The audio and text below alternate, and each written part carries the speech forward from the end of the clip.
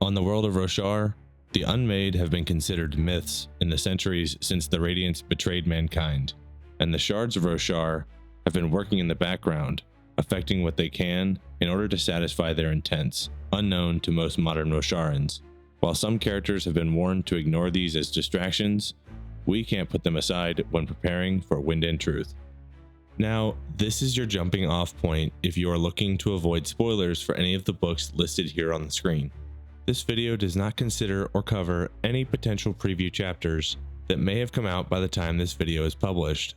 Today, we will review the status of both the Unmade and the Shards of Roshar as of the end of Rhythm of War, so that we may understand their likely plot lines in the 5th installment of the series. Unfortunately, many of these characters and beings have yet to be laid bare for us in point of view chapters, so our knowledge of them remains limited. In any case, major plot points pivot on many of these beings, so you'll want to know their status as you begin your journey in Wind and Truth. These videos wouldn't be possible without the awesome fan art from the incredible artists of the Cosmere community. Links to each of the artists' accounts can be found in the description. Check them out. Okay, let's start with the Unmade Servants of Odium.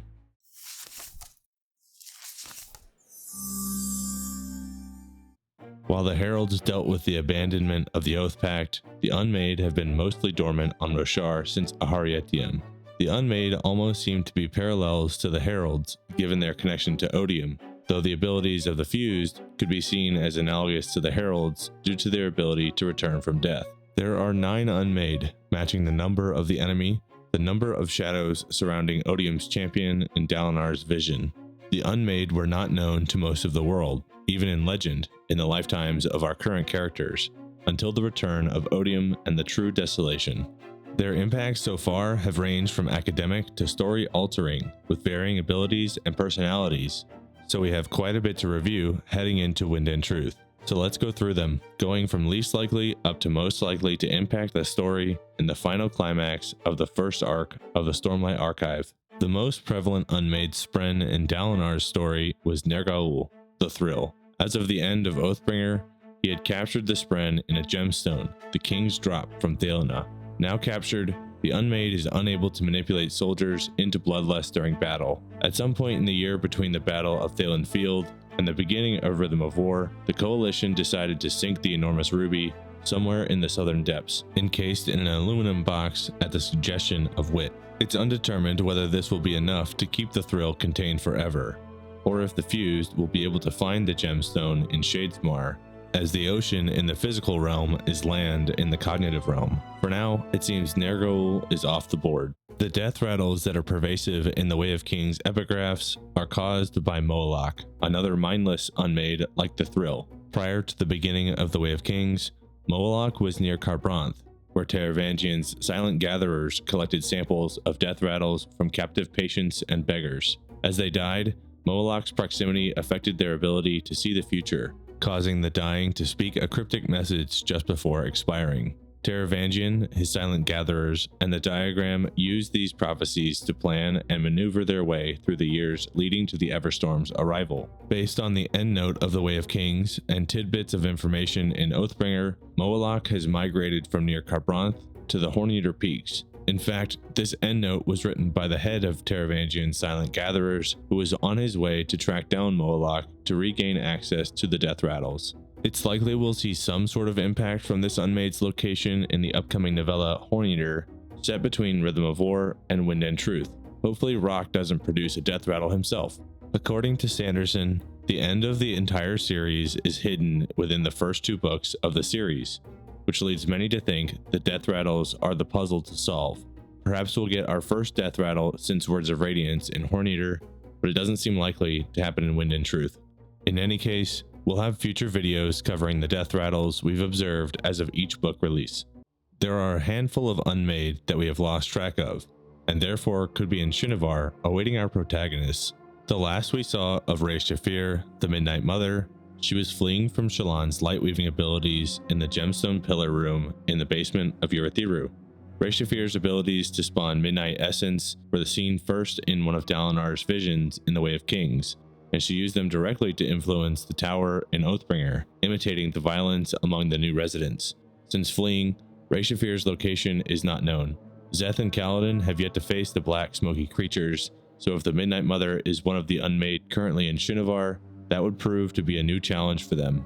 There are a pair of Unmade which we have almost no information on, starting with Chemoarish. According to the Oathbringer Part 4 epigraphs quoting Hessi's Mythica, Chemoarish is also known as the Dust Mother.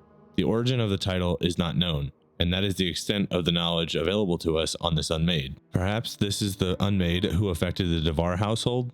That's just one theory, but it doesn't have much evidence behind it. We'll definitely need to read more to find out. The other mysterious Unmade is Dai-gonarthis, who also has an alias, the Black Fisher. Any information associated with this Unmade is purely speculative, as Hessi struggles to confirm that Dai-gonarthis is even the identity of the 9th Unmade in her list. Theories around this Unmade's involvement in the loss of Eomeia from Hessi and mentions within the Silent Gatherer's collected death rattles seem to point to a being of great power like the other Unmade. Based on the one death rattle sample available to us from a street juggler, the Black Fisher's powers have something to do with pain and sorrow, potentially taking it from the victim in a similar way to Odium taking Moash's pain in Rhythm of War. Nothing is confirmed for either of these two Unmade, and it's possible we will see them in Wind and Truth, but their current whereabouts are completely unknown. Yelig-nar has not been seen since his screen debut in Oathbringer, when he bonded Aesudan in Kholinar and Amaram at the Battle of Thalen Field. This Unmade bonds with hosts who swallow an amethyst gemstone and begins transforming their body into amethyst crystals, consuming their clothes and flesh, leaving only a skeletal structure with a glowing gem heart at the center. According to Odium, Yelig-nar consumed Aesudan after she was unable to control the Unmade, also known as Blightwind. The effects of this process are not understood. During his fight with Kaladin, Amaram hosted Yelig-nar and displayed control of the surges of gravitation, cohesion, abrasion, and either division or transformation by igniting the air. According to Hessi in her theoretical discussion in Mythica, Yelig-nar grants those he bonds access to all of the surges. Given his association with Odium, it's not clear if adhesion is available to the user, as the Fused repeatedly call this a false surge of honor. Amaram was able to control Yelig-nar, at least for the duration of his battle with Kaladin, but was killed by Rock with shard bow arrows. Without Rock breaking his promise to not fight, Amaram hosting Yelig-nar, along with several Fused arrayed against Kaladin, likely would have defeated the Son of Tanavast with access to the extra powers. Upon Amaram's death, Kaladin observed a black smoke escaping the body, which has been attributed to defeated Yelig-nar hosts. Venli actually noticed a figure of black smoke in Shadesmar prior to the battle, representing Yelig-nar's unbonded form. It seems that Yelig-nar likely escaped to fight another day, in another host as Odium's most offensive and battlefield-oriented Unmade Spren. And though Kaladin has fought against him previously at a lower ideal level than he is now, Szeth is most likely the best possible opponent against this Unmade, given his practices with each of the Honor Blades as a youth. The Heart of the Revel, Ashertmarn, was the cause of the internal collapse of the Kholinar Palace. Being near him causes people to become indulgent, sometimes to the point of losing oneself in the excess. Ashertmarn was located at the Kholinar Oathgate Control Building, which Shallan was looking for to connect Urithiru to the beleaguered city. The palace was completely overwhelmed by this presence, with Ardents, Light Eyes, and Dark Eyes all participating in continuous feasts, while the rest of the city starved under the siege of the Singers. As the Radiants pushed toward the Oathgate after losing Elokar to Moash and Aesudan to Yelig-nar, they met the mass of the Unmade Spren, and Shallan was unable to force it away, until it fled without warning. While we don't know his current whereabouts, Ashertmarn certainly would have succeeded in turning or possibly killing Shallan, Adolin, and Kaladin if Sja-anat had not intervened. Sja-anat is the first on-screen Unmade whose overall motives are mysterious. While some have no motives and are mostly mindless, others seem to be in direct servitude of Odium's goals, fighting against and corrupting his opposition. The Taker of Secrets, as Sja-anat is also known, appeared to Shallan in a mirror, claiming to not be an enemy. She also claimed that the Oathgate was a trap, that the Heart of the Revel fled on purpose, and she had corrupted the Spren of the Oathgate. Somehow, Sja-anat allowed Shallan and her group through the corrupted Oathgate without killing them, leading them into Shadesmar. Sja-anat wishes to be independent of Odium and has lied to him and sabotaged his efforts on multiple occasions. But just because she wants to be rid of Odium's chains doesn't mean she wants to help our protagonist in every way. Corrupting Spren is Sja-anat's main ability, previously only touching the lesser, non-radiant Spren. The corrupted Spren observed in Yelig-nar during the siege prior to Elhokar's death were due to Sja-anat's touch. Histories recovered from the days of the Radiance show that they would evacuate entire towns at the sight of corrupted Spren, indicating Sja-anat's high level of danger. Since just prior to the advent of the Everstorm, she has been able to corrupt willing Radiant Spren. This has led to cases like Renarin's and Relane's Truthwatcher Mist Spren, both appearing differently and granting other powers than natural Mist Spren. Sja-anat claims the corrupted Spren as her children, and describes them as enlightened. Currently, the only enlightened Radiant Spren we have observed are the Truthwatcher Mist Spren, but it is likely we will see other enlightened Radiants in the future. The latest effect Sja-anat has had on the world was sending corrupted Emotion Spren to Taravangian through Renarin in an effort to lure Odium to a meeting with the elderly king. This led to the climactic events of the final chapters of Rhythm of War, with Taravangian destroying Rays and taking up the Shard of Odium. It's unclear whether Sja-anat was aware of the events her messengers would unleash, or Renarin's awareness of the plot. In any event, Sja-anat now has a much more cunning Odium to deal with, one that potentially knows she is not loyal to the Shard, despite being one of his Unmade. Now on to the last of the Unmade, and almost certainly the most anticipated of the series, Ba-Ado-Mishram. First mentioned in Oathbringer, this Unmade was the cause of the False Desolation, where the Singers were granted forms of power, despite Odium's imprisonment at Aharietiam. According to the Gemstone Archive at Urithiru, Ba-Ado-Mishram connected to the Singers, providing void light to fuel a war against the humans without the fused. Ulam also told Venli of these mechanics, confirming the event from multiple perspectives. The False Desolation occurred just prior to the Recreants, and the Radiants of the time decided to capture and lock away Ba-Ado-Mishram to end the war, using a special prison and the bondsmith Melishi. Cultivation believes that this imprisonment is what led to the resulting Deadeye Spren from the Recreants, though the Radiants casting their oaths aside could not have known this at the time. No Deadeyes existed prior to the Recreants or the False Desolation. The sibling confirms to Navani of a greater wound to Roshar as they were unable to hear the two tones of Roshar following Ba-Ado-Mishram's capture. The Singers still connected to Ba-Ado-Mishram at the time of her imprisonment were stripped of their minds and forms, leaving what modern humans refer to as Parshmen. The Singers who had left the conflict, the listeners who hid at the Shattered Plains, were spared this fate, though isolation was their price to pay. The imprisonment of both Odium and Ba-Ado-Mishram allowed humans to advance society around the world to the point of resiliency, something that had not been possible between the increasingly frequent desolations. Humans mostly did this on the backs of the enslaved Parshmen, but the consequences of the capture were immense. While it's clear that Ba-Ado-Mishram has played a great role in Roshar's history, her role in the future of Roshar may be even greater.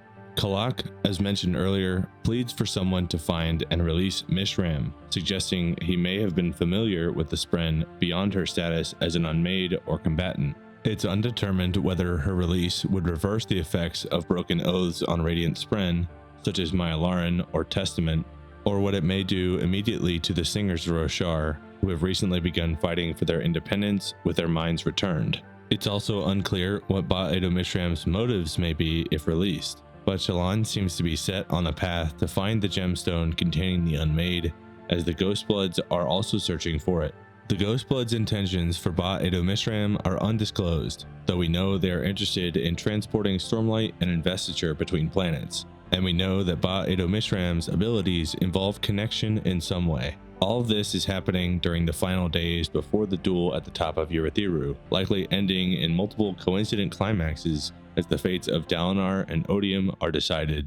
Finally, and probably most importantly, let's cover the Shards of Roshar, which are interacting directly with the planet's occupants for the first time since Odium killed Honor. Dai-gonarthis has acted as Honor's proxy in his negotiations with Odium, as Honor remains splintered, but there are theories that certain characters may reforge the Shard, including Kaladin and Dai-gonarthis. Kaladin's ties to this theory are a little weaker. but the moniker of Son of Tanavast from the Stormfather certainly means something.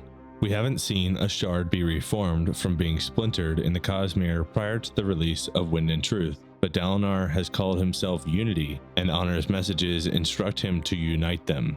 It's still unclear what Honor meant with his messages, and perhaps they were meant to be left for interpretation.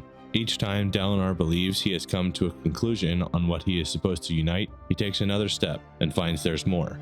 From uniting the High Princes of Alethkar to uniting the forces of man across Roshar, and most recently, uniting the three realms of physical, cognitive, and spiritual to create Honor's perpendicularity. So it's possible Honor foresaw his end and knew that the splinters would need to be united again to stand against Odium, and perhaps Dai-gonarthis will be the one to achieve this. There are plenty of other questions with Honor's history though, including why did the Shards switch sides from the native singers of Roshar to the humans? What eventually drove the Shard to madness? And how was Tanavast killed and the Shard splintered by Odium? Did the event that created the pattern of the Shattered Plains coincide with any of this? Are these and other secrets being withheld by the Stormfather from his bondsmith? There's so much we don't understand, and the stakes are at their highest heading into Wind and Truth. With the contest of champions casting an uncertain shadow over the future of Roshar and Dai-gonarthis, we can't know what will happen with the Blackthorn. But Dai-gonarth's rise to this position likely wouldn't have been possible without Cultivation, who took his memories of his atrocities and of killing his wife Evie when he visited the valley. Dai-gonarth's boon and curse were one and the same, giving him a chance to start fresh and become a better leader, father, and person. Cultivation seems to have made other plans, which makes sense for her Shard's intent. Something is odd with Lift, who asked Cultivation that she no longer change after her mother died, yet she continues to age and develop. She's an edge dancer, a knight of the Radiant Order supported by Cultivation Spren. But what really makes her special is that she is able to fuel her surges using food converted into lifelight. Lift can also touch her Spren in the physical realm, even when not manifested as a Shard Blade or Shard Fork, which her Spren Windle theorizes is due to Lift being partially in the cognitive realm somehow. Lift would say these abilities make her awesome, but she is unable to draw stormlight from spheres as other Radiants do. But Rhythm of War's most astounding moment stems from a plan Cultivation laid years prior, when Taravangian approached her asking for capacity. Capacity to stop what was coming. Capacity to save humankind. It seems the Shard had set up a path for Taravangian to find himself in a position to destroy Rayz, the previous vessel of Odium, and take up the Shard of Passion himself. While Taravangian's boon and curse were two sides of the same coin, or card in the chapter icon imagery, it seems the old king's mind has been restored upon ascending. His intelligence to passion ratio no longer fluctuates, at least so far as we've seen in the final chapters of Rhythm of War. Now Dai-gonarthis and his allies fight an enemy whose intent remains the same, but their capacity has been elevated without their knowledge. Taravangian quickly identifies a way to best Dai-gonarthis in the terms laid out between the Blackthorn and Rayz, but it's still a mystery as to what he sees in the contract to be so confident. Taravangian's ascension is known to some of his forces, including El, who we'll talk about in the next video, but not to most of Roshar, including Wit. The epilogue of Rhythm of War is one of the most terrifying moments in Cosmere stories to date. Wit goes looking for an audience with Odium at the Alethi castle at the Shattered Plains. Here, Wit converses with Odium, but Taravangian gives himself away as the new vessel, tipping off Hoid that something fundamental has changed. Odium decides to cover for himself by tampering with Hoid's breaths, where he has stored his excess memories. With the memories deleted, Wit is placed into the same position he was when searching for Odium, and the meeting plays out again, only this time Taravangian hides himself, acting as Rayz would have. Wit is finally bested, and the worst part is that he is unaware when he leaves the pinnacle. Hoid's abilities are reduced, including his perfect pitch, and he believes his confrontation with Odium had gone according to his expectations. We'll have to see if and how Wit is able to recover from this, and who will first determine there is a new vessel in possession of the Shard of Odium. His relationship with Jasnah is a possible avenue, though it's uncertain whether that will come to pass, as he continues to withhold secrets from the Queen of Alethkar. While Hoid is not a mythical figure to most of our characters who know him as a current Radiant or the Queen's Wit, his relationship to the Shards and other worlds will certainly have ramifications throughout the Cosmere. So how do we feel going into the 5th book of the Stormlight Archive, Wind and Truth? The Unmade have been affecting the events throughout the story, but it seems they will play a pivotal role in the final book of this arc. The Thrill is likely not to return so quickly, and Moelach is harassing the Horn Eaters for the time being.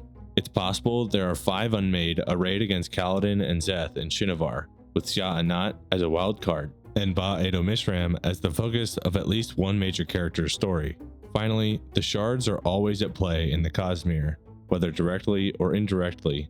Cultivation's remaining plans are still shrouded in mystery, and Honor may yet be reformed, though the results of the duel may impact those possibilities in ways we can't imagine.